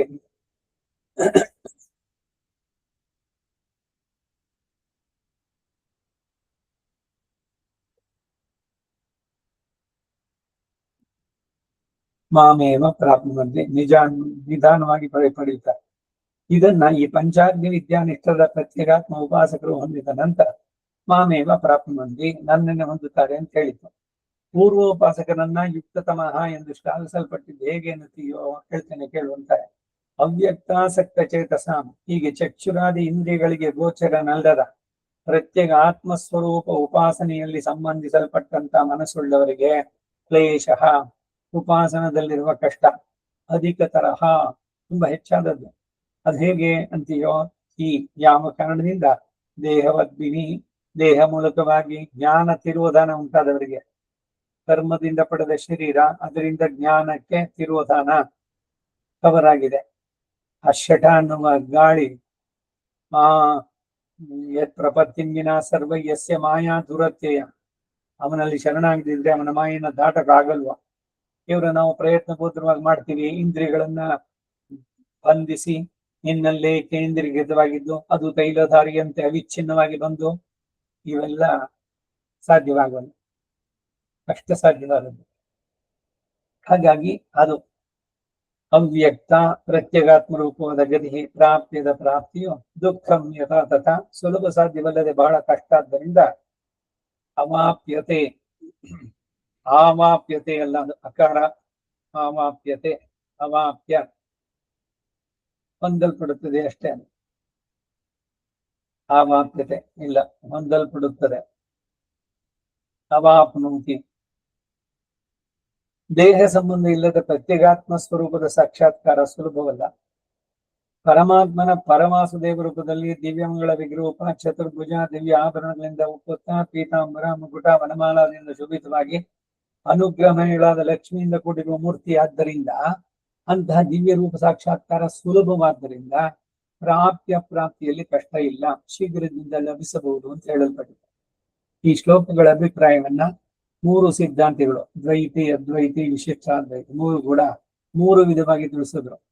ಅಧ್ಯಾಯದ ಪ್ರಥಮ ಶ್ಲೋಕದ ಉತ್ತರಾರ್ಧದಲ್ಲೂ 3 ಶ್ಲೋಕಗಳಲ್ಲೂ ಅಮೂರ್ತಿಮತ್ತಾದ ಪರಬ್ರಹ್ಮೋಪಾಸನೆ ಹೇಳಲ್ಪಟ್ಟಿದ್ದು ಎಂದು ಶ್ರೀಮತ್ ಶಂಕರಾಚಾರ್ಯರು ಭಾವಿಸಿದರು. ಅಮೂರ್ತಿ ರೂಪ ಅಂದ್ರೆ ಅವನ ರೂಪ, ಆಕಾರ, ಗುಣ ಏನೂ ಇಲ್ಲ ಅದು ಹೇಳುವಂತ ಅಮೂರ್ತ ರೂಪ, ನಿರ್ಗುಣ ಉಪಾಸನೆ, ನಿರ್ಗುಣ ಬ್ರಹ್ಮೋಪಾಸನೆ, ಅಮೂರ್ತಿಮತ್ತಾದ ಪರಬ್ರಹ್ಮೋಪಾಸನೆ. ಆದರೆ ಶ್ರೀ ಯತಿವರ್ಯಾದರು ಅಮೂರ್ತಿಮತ್ತಾದ ಪರಬ್ರಹ್ಮಾತ್ಮಕ ಜೀವಾತ್ಮೋಪಾಸನೆ ಹೇಳಲ್ಪಟ್ಟಿತು ಎಂದು ಹೇಳಲ್ಪಟ್ಟಂತ ಜಿಜ್ಞಾಸುವೆ ಇಲ್ಲಿ ಹೇಳಲ್ಪಟ್ಟಿದ ಎಂದು ಭಾವಿಸ್ತಾರೆ. ಇಂಥವರ ಉಪಾಸನೆಯು ಕ್ಲೇಶೋಧಿಕ ತರವು ಹೇಗೆ ಎಂಬುದಕ್ಕೆ ಈ ಇಬ್ಬರು ಮಹಾನುಭಾವರು ಅಮೂರ್ತಿಮತ್ತಾದ ಸ್ವರೂಪವಾದ್ದರಿಂದ ಸಾಕ್ಷಾತ್ಕಾರ ಕಷ್ಟ ಎಂದು ಭಾವಿಸಿದರು. ಇಲ್ಲಿ ಉಪಯೋಗಿಸಿರುವ ಅಕ್ಷರ, ಅವ್ಯಕ್ತ ಶಬ್ದಗಳು ಮತ್ತು ಅವುಗಳಿಗೆ ಕೊಟ್ಟಿರುವ ವಿಶೇಷಣಗಳಾದಂತಹ ಅನಿರ್ದೇಶ್ಯಂ, ಸರ್ವತ್ರಗಂ, ಅಚಿಂತ್ಯಂ, ಕೂಟಸ್ಥಂ, ಅಚಲಂ, ಧ್ರುವಂ ಈ 6 ಪರಮಾತ್ಮನಿಗೂ ಪ್ರತ್ಯೇಗಾತ್ಮನಿಗೂ ಅನ್ವಯಿಸಬಹುದಾಗಿರುವುದರಿಂದಲೂ ಹಾಗೆ ಎರಡಕ್ಕೂ ಅನ್ವಯಿಸಲು ಸಹ ಪ್ರಮಾಣಗಳು ಸಿಕ್ಕುವುದರಿಂದ ಹೀಗೆ ಭಿನ್ನಾಭಿಪ್ರಾಯಗಳಿಗೆ ಕಾರಣವಾಗಿದೆ. ಸರ್ವತ್ರಗಂ ಎಂಬುದು ವಿನಃ ಮಿಕ್ಕ 5 ವಿಷಯಗಳೇನೋ ಎರಡಕ್ಕೂ ಸರಿ ಬಂದುತ್ತೆ. ಆತ್ಮನೂ ಅಷ್ಟೇ, ಕಣ್ಣು ಕಾಣಿಸೋದ, ಶ್ರುತಿಗಳಿಂದನೇ ತಿಳಿಯಬೇಕಾದದ್ದು, ಹೀಗೆಲ್ಲ ಅವನು ಎಲ್ಲ ಕಡೆನಲ್ಲೂ ಇಲ್ಲ. ಅವನು ಆತ್ಮ ಆಯಾಯ ಶರೀರದಲ್ಲಿ ಬಂದು, ಆದ್ರೆ ಪರಮಾತ್ಮ ಎಲ್ಲ ಕಡೆ ಇದ್ದಾನೆ. ಸರ್ವಾತ್ಮ ಅನ್ನೋದು ಅವನಿಗೆ. ಸರ್ವತ್ರಗಂ ಎಂಬುದರಿಂದ ವಿಭುವಾಗಿ ಸರ್ವ ವ್ಯಾಪ್ತಿ ಇರುವುದು ಪರಮಾತ್ಮನಲ್ಲವೇ. ಇದರಿಂದ ಬೋಧಿಸಲ್ಪಟ್ಟಿರುವುದು ಅಂತಂದ್ರೆ ಸರ್ವತ್ರಗಂ ಎಂದರೆ ಜೀವಾತ್ಮನು ಅಸಂಖ್ಯೇಯಗಳಾದ ಜನ್ಮ ಎತ್ತಿರುವುದರಿಂದ ಅನೇಕ ಸಲ ದೇವ, ಮನುಷ್ಯ, ತಿರ್ಯಕ್ ನಾನಾ ವಿಧ ಸ್ಥಾವರಾದಿ ಶರೀರ ಉತ್ಪತ್ತಿಗಳಿಗೆ ಉಳ್ಳವನಾದ್ದರಿಂದ ಅವನಿಗೂ ಕೂಡ ಸರ್ವತ್ರಗಂ ಅಂತ ಹೇಳ್ಬೋದು ಅಂದ್ರು. ಅಂದ್ರೆ ಜೀವಾತ್ಮನು ಅಸಂಖ್ಯೇಯವಾದ ಜನ್ಮದಿಂದ ಸರ್ವತ್ರಗಂ. ಹೀಗೆ ಅಚಿತ್ತಿನಿಂದಲೇ ಈ ಚಿತ್ತು ಸೇರಿರೋದ್ರಿಂದ ಅಣುವಾದರೂ ಈ ಚಿತ್ತು ಎಲ್ಲ ಕಡೆಯಲ್ಲೂ ಅಚಿತ್ತಿನೊಂದಿಗೆ ಸೇರಿಕೊಂಡಿರುತ್ತೆ ಎನ್ನುವ ಭಾವ. ಇದಕ್ಕೆ ಶ್ರುತಿ ಪ್ರಮಾಣ ಅನೇನ ಜೀವೇನ ಆತ್ಮನ ಅನುಪ್ರವಿಶ್ಯ ನಾಮರೂಪ ವ್ಯಾಕರಣಮಾನಿ. ಇದರಿಂದ ಜೀವಾತ್ಮನು ಸರ್ವತ್ರಗನು. ಈ 2 ಅಭಿಪ್ರಾಯಗಳಲ್ಲಿ ಯಾವುದು ಸಮಂಜಸ ಅಂತ ಪರ್ಯಾಲೋಚಿಸಿದ್ರೆ ತೇ ಪ್ರಾಪ್ನುವಂತಿ ಮಾಮೇವ ಎಂಬ ಪ್ರಯೋಗ ಇರೋದ್ರಿಂದ ನಿರ್ಗುಣ ಬ್ರಹ್ಮೋಪಾಸನೆ ಇಲ್ಲಿ ವಿಧೇಯವಾಗಿದ್ದ ಪಕ್ಷದಲ್ಲಿ ಅದರ ಉಪಾಸನೆಯು ಅಮೂರ್ತಿತ್ವದಿಂದ ಕ್ಲೇಶವು ಅಧಿಕತರವಾದರೂ ಇದೇ ಪರಮಾರ್ಥಿಕವಾದ ಉಪಾಸನೆ ಆದ್ದರಿಂದ ಪರಬ್ರಹ್ಮ ಪ್ರಾಪ್ತಿಯು ಸುಲಭವಾದ ಸಗುಣೋಪಾಸಕ್ಕಿಂತಲೂ ನಿಸ್ಸಂಶಯವಾಗಿ ಲಭ್ಯವಾಗುವುದರಿಂದ ಇದೇ ಶ್ಲಾಘಿಸಲ್ಪಟ್ಟಿರಬೇಕಾಗಿತ್ತು. ಇದು ಅದ್ವೈತದ ಖಂಡನೆ. ಶ್ರೀ ಕೃಷ್ಣ ಭಗವಾನರವರು ಇದನ್ನು ನಿರಾಕರಿಸಿದ್ದಾರೆ ಮತ್ತು ಮಾಮೇವ ಎಂಬಲ್ಲಿರುವ ಅವಧಾರಣಕ್ಕೆ ಕಾರಣ ಇಲ್ಲ. ಮಾಂ ಪ್ರಾಪ್ನುವಂತಿ ಅಂತ ಹೇಳಿದ್ರೆ ಸಾಕಿತ್ತು, ಏವ ಅಂತ ಬೇರೆ ಹಾಕಿದ್ರಲ್ಲ ಅಲ್ಲಿ, ಅಥವಾ ಮಾಂ ಪ್ರಾಪ್ನುವಂತಿ ಅಂತ ಹೇಳಿದ್ರೆ ಇನ್ನೂ ಸಮಂಜಸವಾಗ್ತಿತ್ತು. ಹಾಗಿಲ್ಲದೆ ಮಾಮೇವ ಪ್ರಾಪ್ನುವಂತಿ, ಹಾಗೂ ನನ್ನನ್ನೇ ಹೊಂದುವರು ಅಂತ ಹೇಳೋದ್ರಿಂದ ಅವರಿಗೂ ಕೂಡ ನಾನೇನೇ ಕೊನೆಗೆ ಪ್ರಾಪ್ಯ ಎಂಬ ಅರ್ಥ ಉಂಟಾಗೋದ್ರಿಂದ ಅಂತವರಿಗೆ ತತ್ಕ್ರತು ನ್ಯಾಯದ ಪ್ರಕಾರ ಭಿನ್ನ ಪ್ರಾಪ್ಯವಾದರೂ ಕೊನೆಗೆ ನನ್ನ ಪ್ರಾಪ್ತಿಯ ಉಂಟಾಗತ್ತೆ ಎಂಬ ಅರ್ಥ ವ್ಯಕ್ತವಾದ್ರಿಂದ ಉಪಾಸ್ಯವು ಭಿನ್ನವಾಗಿ ಹಿಂದೆ ಜಿಜ್ಞಾಸು ಶಬ್ದದಿಂದ ಹೇಳಲ್ಪಟ್ಟಂತಹ ಪಂಚಾಗ್ನಿ ವಿದ್ಯಾನಿಷ್ಠ ಎಂದೇ ಅರ್ಥ ಮಾಡುವುದು ಪರಮ ಸಮಂಜಸವಾಗತ್ತೆ. ಶ್ರುತಿಯು ಕೂಡ ಈ ಪ್ರತ್ಯೇಗಾತ್ಮ ಉಪಾಸಕನಿಗೂ ಪರಬ್ರಹ್ಮ ಉಪಾಸಕನಿಗೂ ಕೂಡ ಪುನಃ ಆವರ್ತಿ ಇಲ್ಲ ಎಂದು ಪರಬ್ರಹ್ಮ ಪ್ರಾಪ್ತಿ ಎಂದು ತದ್ಯ ಇತ್ತಂ ವಿದುಹು ಎಂದು ಹಿಂದೆಯೇ ಉದಾಹರಿಸಲ್ಪಟ್ಟಂತಹ ಚಾಂದೋಗ್ಯ ವಾಕ್ಯವು ಮತ್ತು 8ನೇ ಅಧ್ಯಾಯದ 2ನೇ ಶ್ಲೋಕವು ಬೋಧಿಸುತ್ತೆ. ಆದ್ದರಿಂದ ಅದು ಸಮಂಜಸವಾದದ್ದು ಅಂತ ತೋರುತ್ತೆ. ಆದರೆ ಅರ್ಜುನನು ಈ ವಿಷಯವನ್ನು ಎತ್ತಲು ಸಂಗತಿ ಏನಿದೆ ಅಂತ ಆಕ್ಷೇಪ ಅಂದ್ರೆ ಅದಕ್ಕೆ ಸಂಗತಿ ಉಂಟು ಅಂತ ಹಿಂದೆ ಈ ಅಧ್ಯಾಯದ ಅವತಾರಿಕೆಯಲ್ಲಿ ತೋರಿಸಿರ್ತಾರೆ. ಶ್ರೀ ಕೃಷ್ಣ ಭಗವಾನ್ ರವರು ಏಕಾದಶಾಧ್ಯಾಯ ಅಂತ್ಯದಲ್ಲಿ ಭಕ್ತಿ ರೂಪ ಉಪಾಸನೆಯಿಂದಲೇ ತಾನು ಲಭ್ಯನಾಗಲು ಭಕ್ತಿಯು ಅನನ್ಯವಾದದ್ದು ಆಗಿ ಮನಸ್ಸನ್ನ ತನ್ನಲ್ಲಿಯೇ ಇಟ್ಟು ಉಪಾಸಿಸಿದರೇನೇ ಸಾಧ್ಯ ವಿನಃ ಅನ್ಯಥಾ ಅಲ್ಲ. ಭಕ್ತ್ಯಾತು ಅನನ್ಯಯ ಶಕ್ಯ ಮದ್ಭಕ್ತಿಂ ಲಭತೆ ಪರಾಂ. ಈ ಮಾತುಗಳು ಇಲ್ದಿದ್ರೆ ಅಂತವನಿಗೆ ಪುನರ್ಜನ್ಮ ಉಂಟಾಗುತ್ತೆ ಅಂತ ಹೇಳಿದಾಯ್ತು. ಹೀಗೆ ಹಿಂದೆ ಪಂಚಾಗ್ನಿ ವಿದ್ಯಾನಿಷ್ಠನಾದ ಜಿಜ್ಞಾಸುವಿಗೆ ಈ ತೊಂದರೆ ಇಲ್ಲದೆ ಆತ್ಮ ಪ್ರಾಪ್ತಿ ಅನಂತರ ಪುನರಾವರ್ತಿ ಇಲ್ಲದ ಪರಬ್ರಹ್ಮ ಪ್ರಾಪ್ತಿ ಅಂತ ಹೇಳಿದ್ರಿಂದ ನಿಸ್ಸಂಶಯವಾಗಿ ಮೋಕ್ಷ ಪ್ರಾಪ್ತಿಯೋ ಇದರಲ್ಲಿ ತೋರುವುದರಿಂದ ಇದು ಏನಾದರೂ ಉತ್ತಮವೋ ಎಂದು ಅರ್ಜುನ ಸಂದೇಹದಿಂದ ಪ್ರಶ್ನಿಸ್ತಾನೆ. ಅರ್ಜುನನ ಅಭಿಪ್ರಾಯವನ್ನು ನಿರಾಕರಿಸಿ ಈ ಉಪಾಸನದಲ್ಲಿ ಪ್ರತ್ಯೇಗಾತ್ಮ ಸ್ವರೂಪ ಪ್ರಾಪ್ತಿಯ ದುಷ್ಕರ, ಇದರಲ್ಲಾದರೂ ಈ ಪರಬ್ರಹ್ಮೋಪಾಸನೆಯಿಂದ ಪರಬ್ರಹ್ಮ ಪ್ರಾಪ್ತಿ ಸುಕರ, ಆದ್ದರಿಂದ ಶೀಘ್ರವಾಗಿ ಲಭಿಸುತ್ತೆ ಎಂದು ಉತ್ತರವನ್ನು ದಯಪಾಲಿಸಿದ್ದಾರೆ. ಈ 2ನೇ ಶ್ಲೋಕದಲ್ಲಿ ಮಯ್ಯಾವೇಶ್ಯ ಮನೋಯೇಮ ಎಂದು ಆರಂಭಿಸಿರೋದ್ರಿಂದ ಇನ್ನೊಂದು ಉಪಾಸನೆಯಲ್ಲಿ ಮಯ್ಯಾವೇಶ್ಯ ಮನದ ಭಾವ ಇಲ್ಲ ಎಂದು ತೋರಿ ಬರೋದ್ರಿಂದಲೂ ಮುಂದಿನ ಶ್ಲೋಕದಲ್ಲಿ ಏತು ಅಕ್ಷರಂ ಎಂದು ಉಪಾಸ್ಯ ಬೇರೆಯಾಗಿ ಮಯಿ ಎಂಬುದಕ್ಕಿಂತ ಬೇರೆಯಾದುದು ಎಂಬ ಭಾವ ತೋರಿ ಬರೋದ್ರಿಂದಲೂ ಶ್ರೀ ಯತಿವರ್ಗರ ಅಭಿಪ್ರಾಯವೇ ಸಮಂಜಸ ಎಂದು ವ್ಯಕ್ತಪಡುತ್ತೆ. ಅದು ಅಲ್ಲದೆ ಕೂಟಸ್ಥ ಎಂಬ ವಿಶೇಷಣವನ್ನ ಈ ಉಪಾಸ್ಯಕ್ಕೆ ಕೊಟ್ಟಿರೋದ್ರಿಂದ ಪರಮಾತ್ಮನು ಬದ್ಧ ಮುಕ್ತರುಗಳಿಗಿಂತ ವಿಲಕ್ಷಣ ಎಂದು ಹೇಳುವ ಸಂದರ್ಭದಲ್ಲಿ ಕೂಟಸ್ಥೋಕ್ಷರ ಉಚ್ಯತೆ ಉತ್ತಮ ಪುರುಷಸ್ಮನ್ಯ ಎಂಬಲ್ಲಿ ಗೀತೆ 15, 16, 85 ಮಾಡಿದ್ದಾರೆ. 85 ಅಧ್ಯಾಯ ಇಲ್ಲ ಅಲ್ಲಿ. 15ನೇ ಅಧ್ಯಾಯದ 16ನೇ ಶ್ಲೋಕ ಬಹುಸ್ಫುಟವಾಗಿ ಈ ಕೂಟಸ್ಥಾಕ್ಷರ ಶಬ್ದಗಳು ಹೇಳಲ್ಪಟ್ಟವನು ಉತ್ತಮ ಪುರುಷನಾದ ಪರಮಾತ್ಮನಿಗಿಂತ ಬೇರೆ ಅಂತ ಹೇಳಿರೋದ್ರಿಂದ ನಿರ್ಗುಣ ಪರಬ್ರಹ್ಮೋಪಾಸನೆಯಿಂದ ನಿರ್ಧರಿಸುವುದಕ್ಕೆ ಸಾಧ್ಯವೇ ಇಲ್ಲ. ಶ್ರೀ ಮಧ್ವಾಚಾರ್ಯ ಅದು ಕ್ಲೇಶವು ಅಧಿಕತರ ಎಂದು ಹೇಳಿದ ಉಪಾಸನೆಯು ಮಹಾಲಕ್ಷ್ಮಿಯ ಉಪಾಸನೆ ಎಂದು ಭಾವಿಸಿದ್ರು. ಲಕ್ಷ್ಮಿಯ ಉಪಾಸನೆ ಹೇಗೆ ಕ್ಲೇಶವು ತಿಳಿಯಲಿಲ್ಲ. ಇದು ದ್ವೈತದ ಖಂಡನೆ. ಇದು ಅಕ್ಷರ ಅವ್ಯಕ್ತ ಎಂಬಲ್ಲಿ ಪುಲ್ಲಿಂಗ ಶಬ್ದಗಳು ಇವುಗಳಿಗೆ ಕೊಟ್ಟಿರೋದ್ರಿಂದ ಈ 6 ವಿಶೇಷಣಗಳು ಪುಲ್ಲಿಂಗದಲ್ಲಿರುವುದರಿಂದ ಶ್ರೀ ವ್ಯಾಸ ಮಹರ್ಷಿಗೆ ಸ್ತ್ರೀಲಿಂಗವಾಚಕ ಶಬ್ದಗಳು ದೊರೆಯದೇ ಇಂತಹ ಪುಲ್ಲಿಂಗ ಪದಗಳಿಂದಲೇ ನಿರ್ದೇಶಿಸಿ ಹೇಳಿದರು ಎಂದು ಭಾವಿಸುವುದು ಸ್ವಲ್ಪ ಸಾಹಸ ವಿಷಯವಾದ್ದರಿಂದ ಹೆಚ್ಚು ಚರ್ಚೆ ಈ ವಿಷಯದಲ್ಲಿ ಅನಾವಶ್ಯಕ. ಮುಖ್ಯವಾಗಿ ಏನು ಅಂದ್ರೆ ಈ ಬೇರೆ ಚರ್ಚೆಗಳಿಗೆ ಹೋಗ್ಲೇಬಾರದು. ನಮ್ಮ ಪೂರ್ವಾಚಾರ್ಯರು ಹೇಳಿರೋದನ್ನ ನಂಬಿಕೆ, ಶ್ರದ್ಧೆ, ವಿಶ್ವಾಸಗಳಿಂದ ಈ ಮಾರ್ಗವನ್ನು ಧರಿಸೋಣ. ಆ ರೀತಿನಲ್ಲಿ ಹೋಗ್ಬೇಕಾಯ್ತು, ಅದು ಹೇಗೆ, ಇದು ಹೇಗೆ ನೋಡ್ತೀನಿ ಎಲ್ಲ ಇಟ್ ಈಸ್ ಕನ್ಫ್ಯೂಸಿಂಗ್. ಅದರಿಂದ ಇದು ಕ್ಲಿಯರ್ ಆದ್ರೆ ಸಾಕು ಅಷ್ಟೇ. ಅದರಲ್ಲಿ ಪೂರ್ಣವಾದ ನಂಬಿಕೆ, ವಿಶ್ವಾಸ ಇರಬೇಕು, ಆಚಾರ್ಯರೆಲ್ಲ ತಿಳಿಸಿರುವುದಂತ. ಅದು ಅಲ್ಲದೆ ಲಕ್ಷ್ಮಿಯ ಉಪಾಸನ ಹಿಂದೆ ಪ್ರಸ್ತುತವಾಗಿ ಇಲ್ಲ. ಲಕ್ಷ್ಮಿಯಾಗಿ ಬರ್ತಾಳ ಮಧ್ಯದಲ್ಲಿ ಲಕ್ಷ್ಮಿಯ ಉಪಾಸನೆ ಹೇಳಲ್ಪಟ್ಟಿತು ಎಂಬುದಕ್ಕೆ ಸದ್ಗತಿಯ ದುರ್ಲಭವಾಗುತ್ತೆ.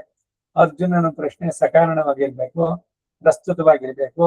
ಈ ವಿಷಯ ಸ್ವಲ್ಪ ವಿವಾದಾಸ್ಪದವಾಗಿರ್ಬೇಕು. ಲಕ್ಷ್ಮಿಯು ಪರಮಾತ್ಮನಿಗೆ ಅಧೀನರಾಗಿ ನಿತ್ಯ ಅನಪಾಯಿನಿಯಾದ್ದರಿಂದ ಲಕ್ಷ್ಮಿ ಇಲ್ಲದ ಪರಮಾತ್ಮಾಸನೆಯೇ ಇಲ್ಲ. ನಾವಿಲ್ಲಿ ಲಕ್ಷ್ಮಿ ನಾವು ಹೇಳಿಲ್ಲ ಅಂತಂದ್ರೆ ಲಕ್ಷ್ಮಿ ಇಲ್ಲದಿದ್ರೆ ಪರಮಾತ್ಮನೇ ಇಲ್ಲ. ಅವರು ಎಂದೆಂದೂ ಅಗಲದಂತ ದಂಪತಿಗಳು. ಇವೆಲ್ಲ ಬಹಳ ಎಂದೇನೆ ಎಲ್ಲದರಲ್ಲೂ ಬಹಳ ಸ್ಪಷ್ಟವಾಗಿ ಹೇಳಿದೆ. ಅವನು ಅನುಗ್ರಹಿಸ್ತಾನೋ ಶಿಕ್ಷೆ ಮಾಡ್ತಾನೋ, ಎರಡರಲ್ಲೂ ಕೂಡ she has got equal roll. ಪ್ರತಿ ಒಂದರಲ್ಲೂ ಕೂಡ ನಿತ್ಯ ಅನಪಾಯಿನಿಯಾದ್ದರಿಂದ ಲಕ್ಷ್ಮಿ ಇಲ್ಲದ ಪರಮೋಪಾಸನೆ ಇಲ್ವೇ ಇಲ್ಲ. ಪರಿಪೂರ್ಣ ಬ್ರಹ್ಮೋಪಾಸನೆ ಆಗಿರ್ಬೇಕಾದ್ರೆ ಸರ್ವ ವಿಶೇಷಗಳಾದ ಲಕ್ಷ್ಮಿ ಕಲ್ಯಾಣ ಗುಣ ವಿಭೂತಿಗಳಿಂದ ವಿಶಿಷ್ಟನಾದ ಪರಮಪುರುಷನೇ ಉಪಾಸ್ಯ. ಅದಕ್ಕೆ ಅಖಿಲ ಹೇ ಪತಿನಿಗನಾಯ್ ಸಕಲ ಕಲ್ಯಾಣ ಗುಣ ಪರಿಪೂರ್ಣನಾಯ್ ಶ್ರೀಯಃಪತಿಯಾಯ್ ಇರಂದ ಅಂತಾನೆ ನಮ್ಮಲ್ಲಿ ಹೇಳುವಂಥದ್ದು ಎಲ್ಲ ಕಾಲಕ್ಷೇಪದ ಗ್ರಂಥಗಳಲ್ಲಿ ಬರೋದು. ಇದರಿಂದ ಶ್ರೀಯಃಪತಿಯೇ ಉಪಾಸ್ಯ ಎಂಬುದು ವ್ಯಕ್ತವಾಗಿರುವಾಗ ಲಕ್ಷ್ಮಿ ಉಪಾಸನೆಯನ್ನ ಪೃಥಕ್ಕರಿಸಿ ಹೇಳುವುದೇ ಸರಿಯಲ್ಲ. ಆಕೆಯು ಸಹಧರ್ಮಚಾರಿಣಿ, ಆತನೊಂದಿಗೆ ಸೇರಿ ಇಬ್ಬರು ಮೋಕ್ಷ ಮೊದಲಾದನ್ನು ಕೊಡುವ ಸರ್ವ ವ್ಯಾಪಾರಗಳನ್ನು ಉಳ್ಳವರು. ಆದರೆ ಶ್ರಿಯಂ ವಸಾನ ಅಮೃತತ್ವಮ ಎಂಬುದಾಗಿ ಪೃಥಕ್ಕರಿಸಿ ಹೇಳಿದೆಯಲ್ಲ. ಇದರ ಅಭಿಪ್ರಾಯ ಏನೆಂದರೆ ಜಾತ ವೇದೋ ಮಮಾವಹ ಎಂದು ಶ್ರೀಸೂಕ್ತದಲ್ಲಿ ಹೇಳಿರುವುದರಿಂದ ಜಾತವೇದನಾದಂತವನು ಇವನು ಜಾತವೇದನೆ ಅಗ್ನಿ ತಂದ್ಕೊಳ್ಳೋದು ಬೇಕಾಗಿಲ್ಲ. ಶ್ರೀಮನ್ನಾರಾಯಣನು ಜಾತವೇದ. ಪುಟ್ಟತನ್ನೇ ತಿಳಿದವರು 3 ಜನ ವೇದವನ್ನ ತಿಳಿದವರು, ಒಂದು ಅಗ್ನಿ, ಇನ್ನೊಂದು ಭಗವಂತ, ಮೂರನೇದು ವೈನತೆಯ. 3 ಜನ. ಜಾತವೇದನಾದ ಶ್ರೀಮನ್ನಾರಾಯಣನು ಲಕ್ಷ್ಮೀ ಕೃಪೆಯನ್ನು ಉಂಟು ಮಾಡುವ ಹಾಗೆ ಮಾಡಲಿ ಎಂದಿರೋದ್ರಿಂದ ಇಲ್ಲಿಯೂ ನಿತ್ಯಾನಪಾಯಿನಿ ಎಂಬುದೇ ಬೋಧಿಸವಾಗೋದ್ರಿಂದ ಆಕ್ಷೇಪಕ್ಕೆ ಕಾರಣವಿಲ್ಲ. ಪುರುಷಗಾರ ರೂಪದಲ್ಲಿ ಆಕೆಯು ಪೃಥಕ್ಕಾಗಿ ಭಾವ್ಯಳು, ಆದ್ದರಿಂದ ಪೂರ್ವ ಪಕ್ಷಕ್ಕೂ ಕಾರಣವಿಲ್ಲ. ಅಬ್ಜೆಕ್ಷನ್ಸ್ಗೆ ಅವಕಾಶನೇ ಇಲ್ಲ. ಶ್ರೀಯಪತಿ ಉಪಾಸನೆಯಲ್ಲೇ ಯೋಗವಿತ್ತಮತ್ವವು ಎಂಬುದು ವ್ಯಕ್ತವಾದ ವಿಷಯದಲ್ಲಿ ಇಂತಹ ಪ್ರಶ್ನೋದಯಕ್ಕೇನೆ ಕಾರಣವಿಲ್ಲ ಅಂತಾಗತ್ತೆ. ಈಗ ಈ 3 ಶ್ಲೋಕಗಳು ಸೇರಿ ಭಾಷ್ಯ.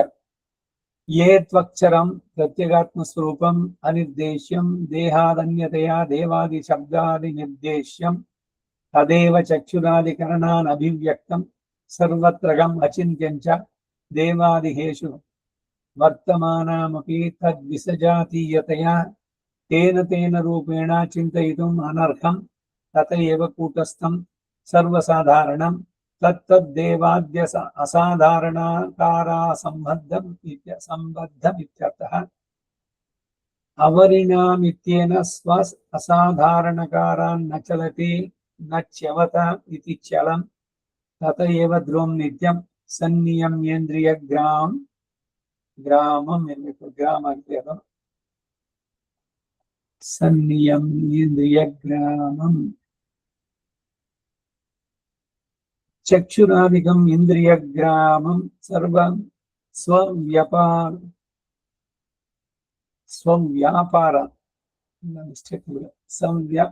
ಸ್ವವ್ಯಾಪಾರೇಭ್ಯ ಸಮ್ಯಗ್ ನ್ಯಾಯಮ್ಯ ಸರ್ವತ್ರ ಸಮಬುದ್ಧಯಃ ಸರ್ವತ್ರ ದೇವಾದಿ ವಿಷಮಾಕಾರೇಷು ದೇಹತ್ವವಸ್ಥಿತೇಷು ಆತ್ಮಸು ಜ್ಞಾನೈಕಾಕಾರತೆಯ ಸಮಬುದ್ಧಯಃ ತಥೈವ ಸರ್ವಭೂತಹಿತೆ ರತಃ ಸರ್ವಭೂತಹಿತಾರಶ್ಚಿತ್ವಾನ್ ನಿರ್ವೃತ್ತಃ. ಸರ್ವಭೂತಹಿತರತಿತ್ತು ಹಿ ಆತ್ಯನೋ ದೇವಾದಿ ವಿಷಮಾಕಾರಾಭಿಮಾನ ನಿಮಿತ್ತಂ ಆತ್ಮನು ಆತ್ಮಾವತ್ತು ಯಾವತ್ತಲ್ಲ ಯಯೇವಂ ಅಕ್ಷರಂ ಉಪಾಸತೆ ತೇಪಿ ಮಾಂ ಪ್ರಾಪ್ತುವಂತಿ ಯೇವ ಮತ್ ಸಮಾನಾಕಾರಂ ಅಸಂಸಾರಿಣಂ ಆತ್ಮಾನಂ ಪ್ರಾಪ್ನುವಂತಿ ಯೇವ ಇತ್ಯರ್ಥಃ. ಒಂದು ಮಮ ಸಾಧರ್ಮ್ಯಮಾಗತಃ ಇತಿ ಹಿ ವಕ್ಷ್ಯತೆ. 2 ಶ್ರೂಯತೆ ಚ ನಿರಂಜನಃ ಪರಮಂ ಸಾಮ್ಯಮುಪೈತಿ ಇತಿ ತಥಾ ಅಕ್ಷರಶಬ್ದ ನಿರ್ದಿಷ್ಟಾತ್ ಕೂಟಸ್ಥಾದನ್ಯರ್ಥಂ ಪರಸ್ಯ ಬ್ರಹ್ಮಣೋ ಅವೇಕ್ಷತೆ ಅವಕ್ಷ್ಯತೆ. 3ನೇದು ಕೂಟಸ್ಥೋಕ್ಷರ ಉಚ್ಯತೆ ಉತ್ತಮ ಪುರುಷಸ್ತ್ವ ನ್ಯಾಯ ಇತಿ. 4 ಅತ ಪರಾಯಯ ತದಕ್ಷರಮಧಿಗಮ್ಯತೆ ಇತ್ಯಕ್ಷರ ವಿದ್ಯಾಯಾಂತು ಅಕ್ಷರ ಶಬ್ದ ನಿರ್ದಿಷ್ಟಂ ಪರಮೇವ ಬ್ರಹ್ಮಮೂತ ಯೋನಿತ್ವಾದೇಹ ತೇಷಾಂ ಅವ್ಯಕ್ತಾಸಕ್ತಚೇತಸಾಂ ಕ್ಲೇಶಸ್ತ್ವಧಿಕತರಃ ಅವ್ಯಕ್ತ ಹಿ ಗತಿಃ ಅವ್ಯಕ್ತ ವಿಷಯ ಮನೋವೃತ್ತಿಃ ದೇವದ್ಭಿಃ ದೇಹಾತ್ಮಿಮಾನಯುಕ್ತೈಃ ದುಃಖೇನ ಅವಾಪ್ಯತೆ. ದೇಹವಂತೋ ಹಿ ದೇಹಮೇವಾತ್ಮಾನಂ ಮನ್ಯಂತೆ. ಇದು 3, 4, 5 ಎಲ್ಲದಕ್ಕೂ ಸೇರಿಸಿ ರಾಮಾನುಜರು ಕೊಟ್ಟಂತಹ ಭಾಷ್ಯ.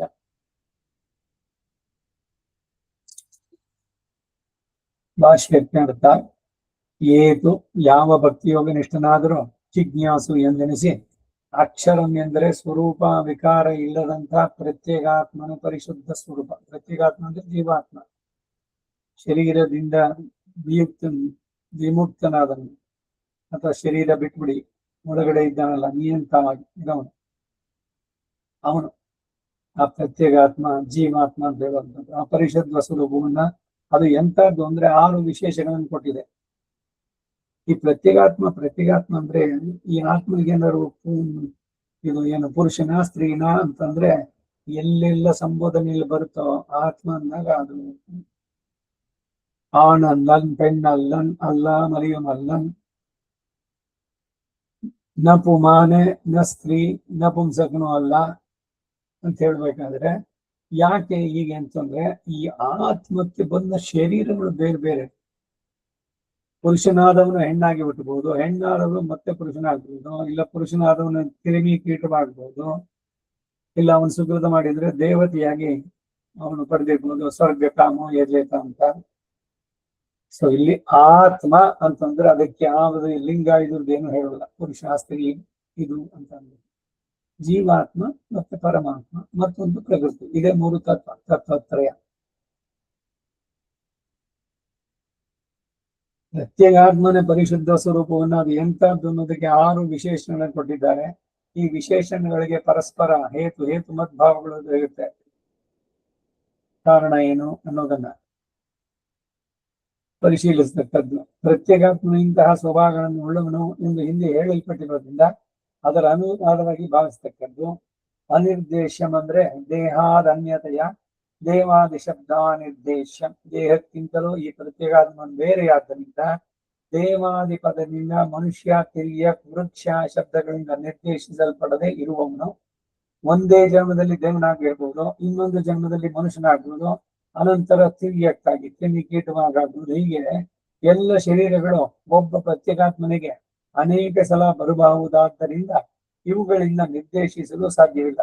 ಹಾಗೆ ಶ್ರೀ ಪರಾಶರರು ಪುಮಾನ್ ನ ದೇವೋ ನ ನರೋ ನ ತಿರ್ಯಕ್ ನ ಚ ಪಾದಪ, ಪಾದಪ ಅಂದ್ರೆ ವೃಕ್ಷ. ಶರೀರಾಕೃತಿ ಭೇದಸ್ತು ಭೂಪೈತೆ ಕರ್ಮಯೂನಯ, ವಿಷ್ಣು ಪುರಾಣದಲ್ಲಿ ಮಾತು. ಈ ಪ್ರತ್ಯೇಗಾತ್ಮ ಜೀವಾತ್ಮ ದೇವನೂ ಅಲ್ಲ, ಮನುಷ್ಯನೂ ಅಲ್ಲ, ತಿರ್ಯಕ್ಕೂ ಅಲ್ಲ, ಕ್ರಿಮಿಕೀಟಗಳಲ್ಲ, ವೃಕ್ಷವೂ ಅಲ್ಲ. ಶರೀರಾಕೃತಿ ಭೇದಗಳೆಲ್ಲ ತೋರಿ ಬರುತ್ತಲ್ಲ, ಅದೇನು ಅಂತಂದ್ರೆ ಅವುಗಳು ಪ್ರಾರಬ್ಧ ಕರ್ಮ ಮೂಲಕವಾಗಿ ಉಂಟಾದದ್ದು ಅಂತ ಹೇಳ್ತಾರೆ. ತತ ಏವ, ಆ ಕಾರಣದಿಂದಲೇ ಅವನನ್ನ ಅವ್ಯಕ್ತ ಅಂತ ಹೇಳಿದ್ರು. ಅವ್ಯಕ್ತ ಎಂದರೆ ಚಕ್ಷುರಾದಿ ಕರ್ಣಾನ್ ಅಭಿವ್ಯಕ್ತ, ಕಣ್ಣು ಮೊದಲ ಇಂದ್ರಿಯಗಳಿಗೆ ಅವನು ಗೋಚರನಲ್ಲ. ಜೀವಾತ್ಮನಷ್ಟೇ ಪರಮಾತ್ಮನಷ್ಟೇ. ಜೀವಾತ್ಮನ ಬಗ್ಗೆ ಏನು ಅಂದ್ರೆ ಶ್ರುತಿಗಳು, ಇವುಗಳಲ್ಲಿ ಹೇಳೋದ್ರಿಂದನೇ ಶ್ರುತ್ಯೈಕ ಗಮ್ಯ, ಭಗವಂತನಾಗ್ಲಿ ಜೀವಾತ್ಮನಾಗ್ಲಿ ಜೀವಾತ್ಮ ಅನ್ನೋದು ಇದೆ. ಅವನಿದ್ದ ನೀನು ಹೆಂಗ್ ಗೊತ್ತಾಗುತ್ತೆ? ಇರೋ ಒಬ್ಬ ಬದುಕಿರೋ ಮನುಷ್ಯನಿಗೂ ಸತ್ತಿರೋ ಮನುಷ್ಯನಿಗೂ ಏನ್ ವ್ಯತ್ಯಾಸ? ಇವನು ಮನುಷ್ಯ, ಅವನು ಮನುಷ್ಯನೇನೆ, ಇಬ್ಬರು ತೂಕ ಹಾಕಿ ಎಲ್ಲ ಒಂದೇ. ಹೋಗ್ಲಿ, ಏನಾದ್ರು ವೆಯ್ಟ್ ಕಡಿಮೆ ಆಯ್ತಾ ಸತ್ತ ಮೇಲೆ? ದಟ್ ವಿಲ್ ಬಿ ದಿ ಏನು ಆತ್ಮನ ವೆಯ್ಟ್ ಅಂತ ಹೇಳ್ಬೇಕು ಅಂದ್ರೆ ಇಲ್ಲ. ಆ ರೀತಿ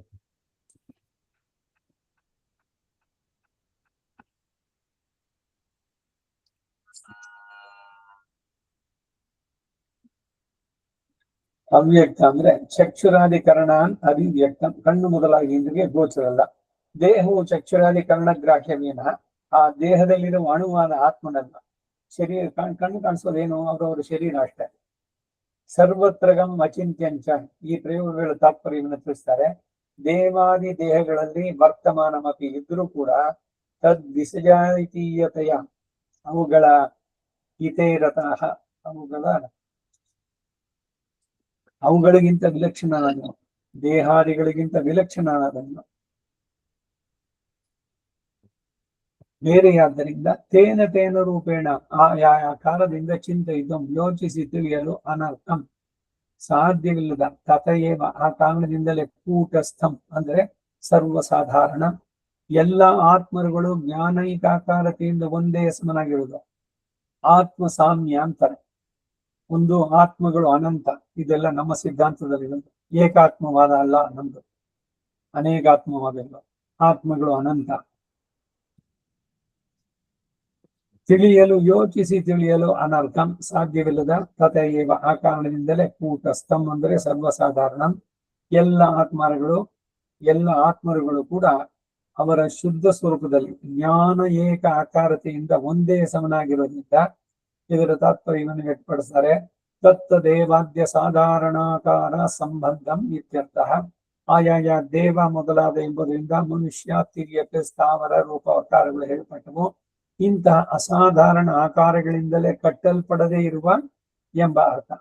ಜೀವಾತ್ಮನಿಗೆ ಸರ್ವಸಾಧಾರಣ ರೂಪ ಯಾವುದು ಅಂದ್ರೆ ಜ್ಞಾನತ್ವಾದಿ ಗುಣಾಷ್ಟಕಗಳೊಂದಿಗೆ ಕೂಡಿರುವ ರೂಪ. ಅಷ್ಟಗುಣಗಳ ಆವಿರ್ಭಾವ ಅಂತ ಹೇಳಿ ಅದು ಅವನ ನಿಜವಾದ ಸ್ವರೂಪ. ಈ ನಮ್ಮಾಳವಾಗಿದ್ದಂತೆ ಅವರು ಆ ಶರೀರವನ್ನು ಎಂದಿಗೂ ನಾನು ಅಂತ ಅನ್ಕೊಳ್ಳಿಲ್ಲ. ನೀವ್ಯಾರು ಅಂದ್ರೆ ಜ್ಞಾನ ಆನಂದ ಸ್ವರೂಪ, ಜ್ಞಾನ ಆನಂದಮಯ, ಶೇಷೋ ಹಿ ಪರಮಾತ್ಮನಃ ಅನ್ನುವ ಅಪೂರ್ಣವಾದ ಜ್ಞಾನ ಇದ್ದದ್ದು. ಸಾಧಾರಣವಲ್ಲದ ರೂಪ ಯಾವುದು ಅಂದ್ರೆ ದೇವ, ಮನುಷ್ಯ, ತಿರ್ಯ, ಪಾದಪ ದೇಹಗಳೊಂದಿಗೆ ಸೇರಿ ಭಿನ್ನ ಭಿನ್ನವಾಗಿ ತೋರುವುದು. ನಾನು ಪುರುಷ, ನಾನು ಸ್ತ್ರೀ, ಅದು ಮರ, ಇದು ದೇವ, ಈಗ ಬೇರೆ ಬೇರೆ ಅನ್ಕೊಳ್ಳೋದು. ಶರೀರವನ್ನ ಐಡೆಂಟಿಫೈ ಮಾಡಿದ್ರೆ ಅದು ಇವು ಪ್ರಾರಬ್ಧ ಕರ್ಮಗಳ ಮೂಲಕ ಉಂಟಾದದ್ದು ಎಂದು ಶ್ರೀ ಪರಾಶರ ಉಕ್ತಿ ಹಿಂದೆಯೇ ಉದಾಹರಿಸಲ್ಪಟ್ಟಿದೆ.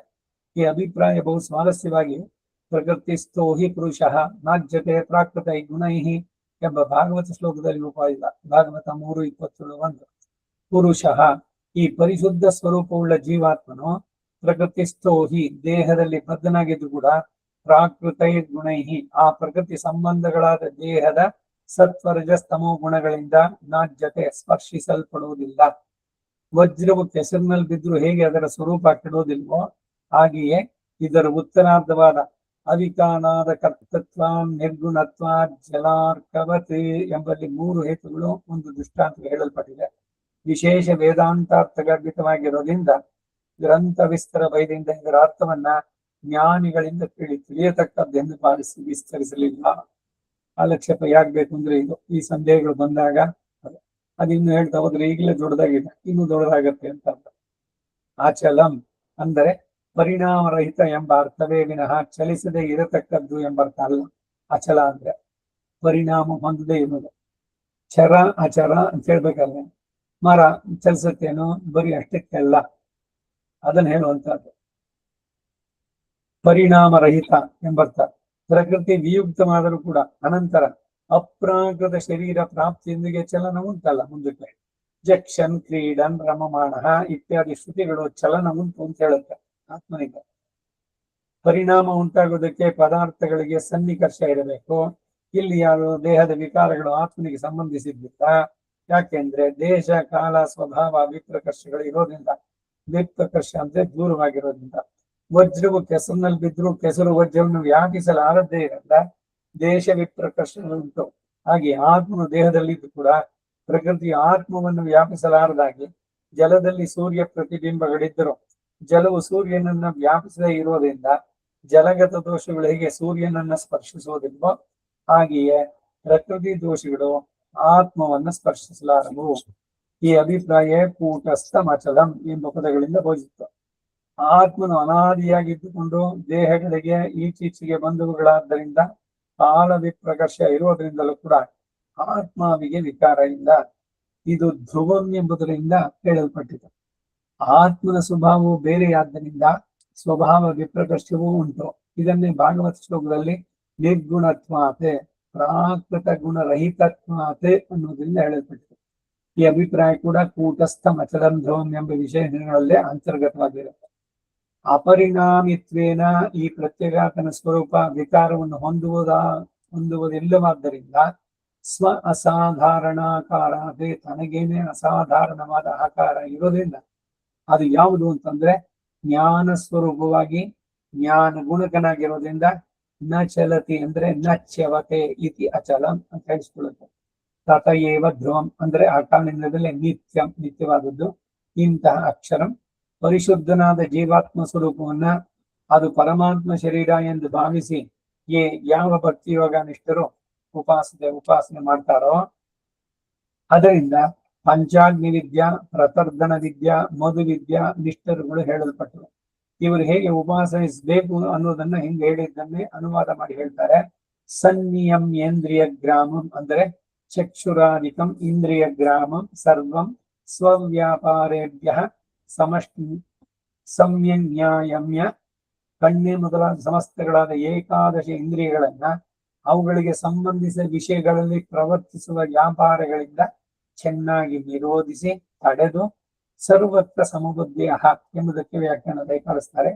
ಸರ್ವತ್ರ ಅಂದ್ರೆ ದೇವಾದಿ ವಿಷಮಾಕಾರೇಶು ದೇಹೇಶು ಅವಸ್ಥಿತೇಶು ಆತ್ಮಸು ಉತ್ಕೃಷ್ಟ ನಿಕೃಷ್ಟ ರೂಪದಲ್ಲಿ ವ್ಯತ್ಯಾಸ ಹೊಂದಿದ ಆಕಾರಗಳುಳ್ಳ ದೇಹಗಳಲ್ಲಿರುವ ಆತ್ಮರುಗಳಲ್ಲಿ ಜ್ಞಾನೈಕಾಕಾರತೆಯ ಎಲ್ಲ ಜ್ಞಾನ ಸ್ವರೂಪವುಳ್ಳವರಾಗಿ ಜ್ಞಾನ ಗುಣವನ್ನು ಹೊಂದಿರೋದ್ರಿಂದ ಸಮಬುದ್ಧಯ ಸಮವಾದ ಬುದ್ಧಿ ಉಳ್ಳವರಾಗಿರುವರಾಗಿ.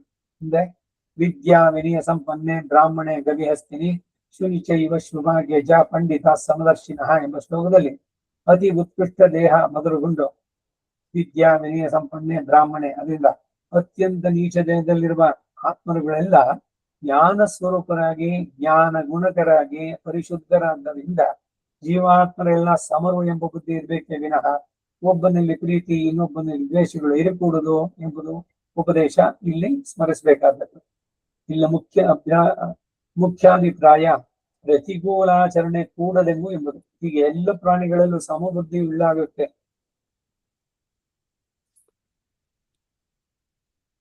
ಎಲ್ಲ ಪ್ರಾಣಿಗಳಲ್ಲೂ ಸಮಬುದ್ಧಿ ಉಳ್ಳವರಾಗ್ತಾರೋ ಯಾರೋ ಆಗ ಸ್ವತಃ ಏವ ಸರ್ವಭೂತ ಹಿತೈರತಾಹ ಆಗ್ತಾರೆ ಎಂದು ತತ ಏವ ಎಂದು ಪ್ರಯೋಗಿಸಿ ವ್ಯಾಖ್ಯಾನ ಮಾಡಿದ್ದಾರೆ. ಆದರೆ ಎಲ್ಲ ಪ್ರಾಣಿಗಳಿಗೂ ಹಿತ ಮಾಡಲು ಆಸಕ್ತಿ ಉಳ್ಳವರಾದ ಶಕ್ತಿಯು ಪರಮಾತ್ಮನೊಬ್ಬನಿಗೆ ವಿನಃ ಇನ್ನು ಯಾವ ಪ್ರಪಂಚನಿಗೂ ಸಾಧ್ಯವಿಲ್ಲದ್ರಿಂದ ಸರ್ವ ಪ್ರಾಣಿಗಳಲ್ಲೂ ದ್ವೇಷ ಬುದ್ಧಿ ಇಲ್ಲದಿದ್ರೆ ಹಿತ ಬುದ್ಧಿ ಉಂಟು ಎಂದು ಭಾವಿಸಬಹುದು ಎಂದೆನಿಸಿ ಹಾಗೆಯೇ ವ್ಯಾಖ್ಯಾನ ಮಾಡ್ತಾರೆ.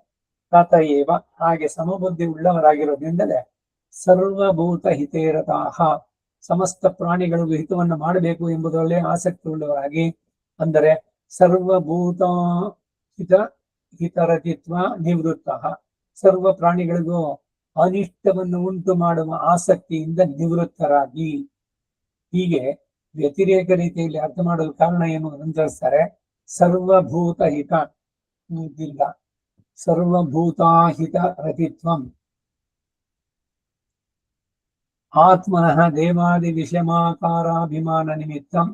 ಸರ್ವ ಪ್ರಾಣಿಗಳಿಗೂ ಅಹಿತವನ್ನು ಮಾಡುವುದರಲ್ಲಿ ಆಸಕ್ತಿಯಾದರೂ ಆತ್ಮರುಗಳು ದೇವ ಮನುಷ್ಯ ತಿರುಗಾದಿ ವ್ಯತ್ಯಸ್ತಗಳಾದ ದೇಹವುಳ್ಳವನೆಂದು ಎಂಬ ಅಜ್ಞಾನ ಮೂಲಕವಾದದ್ದು. ಹಾಗೆ ಅಜ್ಞಾನ ಇಲ್ಲದೆ ಉತ್ಕೃಷ್ಟ ನಿಕೃಷ್ಟ ದೇಹಗಳನ್ನು ಹೊಂದಿರುವ ಆತ್ಮರುಗಳೆಲ್ಲ ಜ್ಞಾನೈಕಾಕಾರತೆಯಿಂದ ಸಮರು ಎಂಬ ಸಮಬುದ್ಧಿ ಉಳ್ಳವರಾಗ್ತಾರೋ ಆಗ ಯಾವ ಪ್ರಾಣಿಯನ್ನು ದ್ವೇಷಿಸರು ಅವುಗಳಿಗೆ ತಮ್ಮ ಕೈಲಾದ ಮಟ್ಟಿಗೆ ಹಿತವನ್ನೇ ಮಾಡೋದ್ರಲ್ಲಿ ಅವರಿಗೆ ಆಸಕ್ತಿ ಉಂಟಾಗತ್ತೆ ಅನ್ನೋದು ಭಾವ. ಹಾವು ಚೇಡುಗಳು ಕೂಡ ಪ್ರಾರಬ್ಧ ಕರ್ಮ ಮೂಲಕ ಪಾಪಿಗಳಾಗಿವೆ ಎಂದು ಭಾವಿಸಿ ಅವುಗಳಿಂದ ದೂರವಾಗಿರ್ತಾರೆ ವಿನಃ ಅವುಗಳನ್ನು ಕೊಲ್ಲಲಾರರು ಎಂದು ಭಾವ. ತಿರ್ಯಕಗಳ ವಿಷಯದಲ್ಲೇ ಇಂತಹ ಭಾವನೆ ಇದ್ದ ನಂತರ ನಿಕೃಷ್ಟ ಜಾತಿಯಲ್ಲಿ ಜನ್ಮವೆತ್ತಿದಂತಹ ಕ್ರೂರ ಕರ್ಮಿಗಳನ್ನು ಕೂಡ ಅಜಾತ ಶತ್ರುವಾದ ಧರ್ಮರಾಯನು ತನ್ನ ಶತ್ರುಗಳಾದ ದುರ್ಯೋಧನಾದಿಗಳನ್ನು ದ್ವೇಷಿಸದ ಹಾಗೆ ದ್ವೇಷಿಸರು. ಅವು ಇಂತಹ ಭಕ್ತಿಯೋಗನಿಷ್ಠರಾದ ಜಿಜ್ಞಾಸಗಳ ಜೀವಾತ್ಮ ಸ್ವರೂಪ ಪರಮಾತ್ಮ ಶರೀರ ಎಂದು ಭಾವಿಸಿ ಆತನ ದಿವ್ಯ ಮಂಗಳ ವಿಗ್ರಹದೊಂದಿಗೆ ಅಂತಹ ಪರಿಶುದ್ಧಾತ್ಮ ಸ್ವರೂಪ ಪ್ರಾಪ್ತಿಗಾಗಿ ತನ್ನ ಆತ್ಮವನ್ನು ಯಾರು ಉಪಾಸಿಸ್ತಾರೋ ಏತಿ ಅವರು ಕೂಡ ಮಾಂ ಪ್ರಾಪ್ನುವಂತೇವ ಅವರಿಗೆ ಪ್ರಥಮತಃ ಪ್ರಾಪ್ಯವೋ ಜೀವಾತ್ಮ ಸ್ವರೂಪ ಆದರೂ ಕೂಡ ಅಲ್ಲಿಂದ ಅವರಿಗೂ ಪುನರಾವೃತ್ತಿ ಇಲ್ಲದಂತಹ ಚಾಂದೋಗ್ಯದಲ್ಲೂ ಕೂಡ ಇಲ್ಲೂ 8ನೇ ಅಧ್ಯಾಯದ 21ನೇ ಶ್ಲೋಕದಲ್ಲಿ ಹೇಳಿರೋದ್ರಿಂದ ಮಾಂ ಪ್ರಾಪ್ನುವಂತೇವ ನನ್ನನ್ನೇ ಕೊನೆಗೆ ಹೊಂದುತ್ತಾರೆ ಅಷ್ಟೇ. ಮೂಲದಲ್ಲಿ ಪ್ರಾಪ್ನುವಂತಿ ಮಾಮೇವ ಎಂದು ಇರೋದರನ್ನೇ ನನ್ನನ್ನೇ ಹೊಂದುತ್ತಾರೆ.